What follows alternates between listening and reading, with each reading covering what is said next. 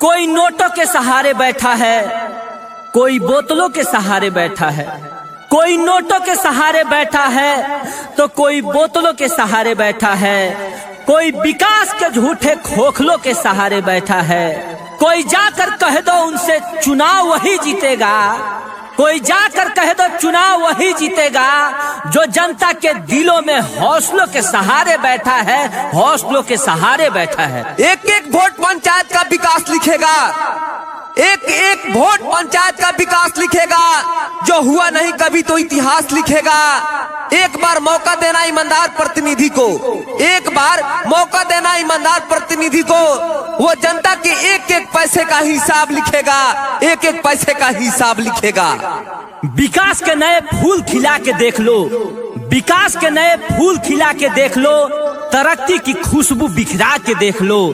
बहुत देख लिया अनुभव का झूठा प्रचार, बहुत देख लिया अनुभव का झूठा प्रचार। इस बार युवा आनंद को आजमा के देख लो, इस बार युवा आनंद को आजमा के देख। हर जोर जुल्म के टक्कर में संघर्ष हमारा नारा है। आनंद सर जिंदाबाद, मोतियों का माला हमारा है, मोतियों का माला हमारा है। कोई नोटों के सहारे बैठा है, कोई बोतलों के सहारे बैठा है। कोई नोटों के सहारे बैठा है तो कोई बोतलों के सहारे बैठा है। कोई विकास के झूठे खोखलों के सहारे बैठा है। कोई जाकर कह दो उनसे चुनाव वही जीतेगा। कोई जाकर कह दो चुनाव वही जीतेगा जो जनता के दिलों में हौसलों के सहारे बैठा है, हौसलों के सहारे बैठा है। एक एक वोट पंचायत का विकास लिखेगा, एक एक वोट पंचायत का विकास लिखेगा।